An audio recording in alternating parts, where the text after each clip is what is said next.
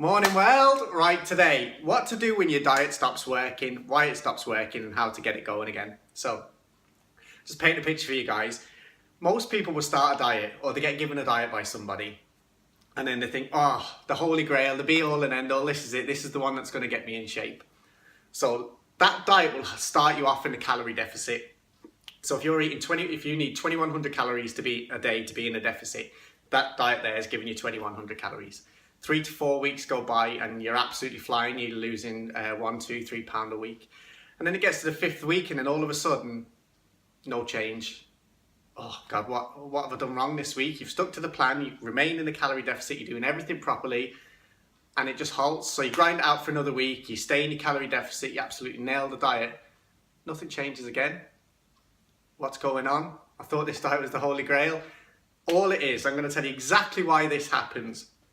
So when you create a calorie deficit, as I've mentioned in other videos before, your body becomes stressed, and that's when it releases the stress hormones and it starts burning fat. But your body doesn't like to be stressed for too long. Your body doesn't want to be in a state of stress for a long period of time. So what it does, it downregulates. In other words, it's called metabolic downregulation. In other words, your body will automatically close the gap to the point where it's not stressed anymore, it can carry on, it can live off those 2100 calories. And that's when it grinds to a halt because you're no longer in a calorie deficit anymore. Your body has adjusted to that 2100 calories and you're maintaining your weight at that weight. Now, nobody ever tells anybody this, so I really want to get it out there because all it takes is the littlest change to get that ball rolling again. So your body's now adjusted to the 2100 calories, the calorie intake. So that's your new maintenance level.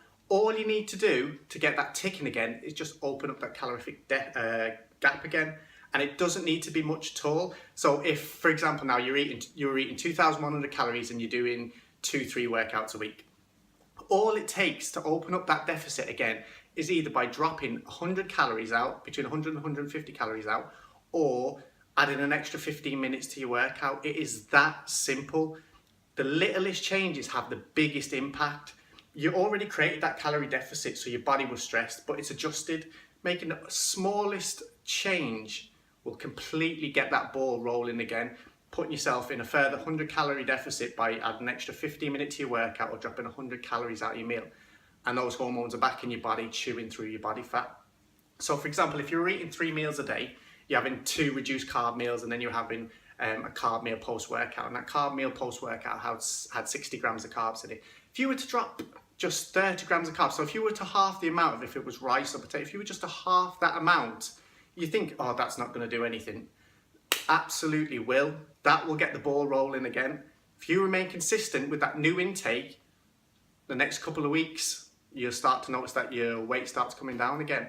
You'll notice it in the mirror, and that's how your body works. Your body's so much smarter. A lot of people don't give it enough credit for how clever it is. It's a lot smarter than us. So next time you go to do a diet or a program or you're getting in shape for the summer, whatever you do, don't ever panic thinking, oh, it stopped working, because it's not the diet that stopped working, it's your body. It's adjusted to the new calorie intake that you're taking. And all you need is the smallest change, the littlest change, and that'll start going again. It's that simple. I just can't reiterate that anymore. That's why so many people say don't go too low in calories, because if you were to start on a really low calorie diet, so if you were starting on 1,100 calorie diet, and then it grinds to a halt and you have to drop another 100 calories over a period of 12 weeks, if you have to, your body downregulates every 3 to 6 weeks depending on the person.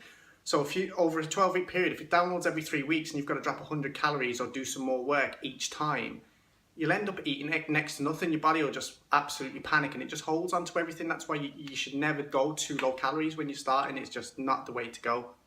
Anyway, guys, I hope that all made sense. If you've got any questions, please feel free to drop me a message. Have a good one.